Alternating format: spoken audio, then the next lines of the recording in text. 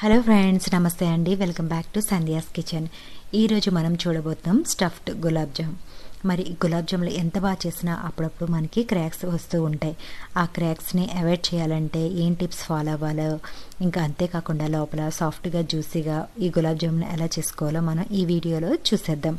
తక్కువ టైంలో చేసుకునే స్వీట్స్లో ఇదొకటండి. ఇప్పుడు ఫస్ట్ మనం దీనికోసం పాకాన్ని రెడీ చేసుకోవాలి.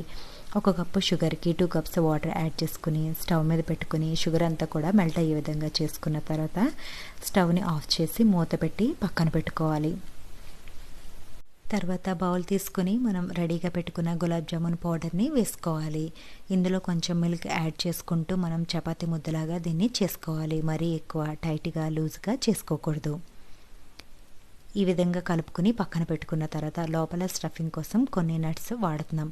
కొద్దిగా జీడిపప్పు, బాదం పప్పు, పిస్తాని చిన్న చిన్న ముక్కల కింద కట్ చేసుకున్న తర్వాత మనం ముందుగా కలిపి పెట్టుకున్న గులాబ్ జామున్ ముద్దని ఇందులో వేసుకోవాలి. మరి లోపల మనకి కలర్ఫుల్గా ఉండాలి కాబట్టి ఇక్కడ నేను ఫుడ్ కలర్ యూజ్ చేస్తున్నానండి. నచ్చిన వాళ్ళు దాన్ని స్కిప్ చేసుకోవచ్చు. ఇక్కడ green colour, yellow colour use చేస్తున్నాం. మరి లోపల సాఫ్ట్గా జ్యూసీగా ఉండాలంటే 1 టేబుల్ స్పూన్ వరకు మనం షుగర్ వేసుకోవాలి. ఇది ఆయిల్లో ఫ్రై అయినప్పుడు మనకి ఆ షుగర్ కూడా మెల్ట్ అయ్యి మనకి జ్యూసీగా ఉంటుంది, లేకపోతే డ్రైగా అనిపిస్తుంది. మరి ఇక్కడ చూస్తే ఈ పిండి చాలా డ్రైగా ఉంది కాబట్టి కొద్దిగా మనం మిల్క్ యాడ్ చేసుకుని మళ్ళీ దీన్ని ముద్దలాగా చేసుకోవాలి. ఈ విధంగా కలుపుకున్న తర్వాత 2 ఈక్వల్ పార్ట్స్ చేసుకుని మనం నచ్చిన కలర్ని ఇందులో వేసుకోవచ్చు.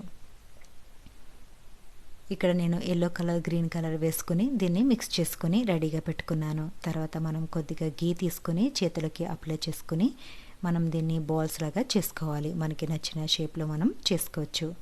ఇన్ కేస్ మనం బాల్ లాగా చేసుకునేటప్పుడు మనకి క్రాక్స్ వస్తుంది, సరిగ్గా రావట్లేదు అనిపించినప్పుడు మన ఫింగర్స్ని ఒకసారి మిల్క్లో డిప్ చేసుకుని మళ్ళీ మనం బాల్ చేస్తే కనుక నీట్గా వస్తుంది.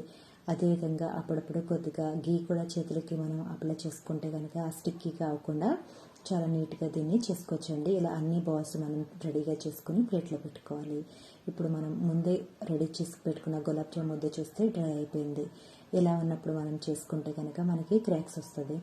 ఇప్పుడు ఇందులో కొద్దిగా మళ్ళీ మిల్క్ యాడ్ చేసుకుని అంతా ఒకసారి మనం మిక్స్ చేసుకుని ఒక చిన్న బాల్ లాగా చేసుకోవాలి. తర్వాత దాన్ని ఫ్లాట్గా చేసుకుని ముందు మనం రెడీగా పెట్టుకున్న స్టఫింగ్ బాల్ని ఇందులో పెట్టి క్లోజ్ చేసేసుకోవాలి.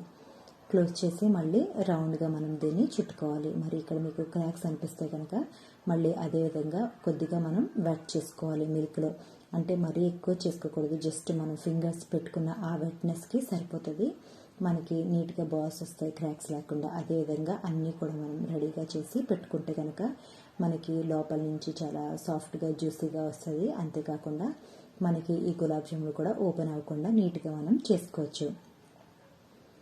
ఇన్ కేసు మీకు ఓపెన్ అవుతుందంటే జస్ట్ ఆ టిప్ ఫాలో అయితే కనుక చాలా నీట్గా మనం చేసుకోవచ్చు. జస్ట్ ఈ విధంగా ఫింగర్స్ని డిప్ చేసుకుంటూ ఉంటే కనుక మరి క్రాక్స్ లేకుండా నీట్గా వస్తుందండి. ఇప్పుడు మనం ఆయిల్ని మీడియం హీట్లో పెట్టుకుని ఈ గులాబ్ జాములు అన్నీ కూడా వేసుకుని ఫ్రై చేసుకోవాలి. మరి ఎక్కువ స్టీల్ స్పూన్ తీసుకుని తిప్పకూడదు.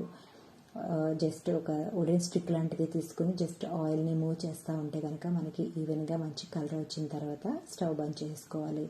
మరి ఇక్కడ పాకం చూసుకునే అవసరం లేదండి. మరి ఎవరికైనా కావాలనుకుంటే ఇలా జస్ట్ మనకి స్ట్రింగ్ పాకం లాగా వస్తే సరిపోతుంది.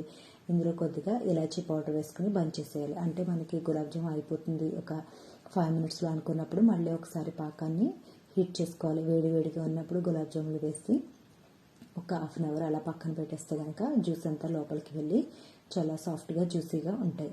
మరి మీకు ఈ వీడియో నచ్చితే కనుక తప్పకుండా లైక్ చేయండి, షేర్ చేయండి. కొత్తగా చూసే వాళ్ళైతే సబ్స్క్రైబ్ చేసుకోవడం మర్చిపోకండి. Thank you for watching.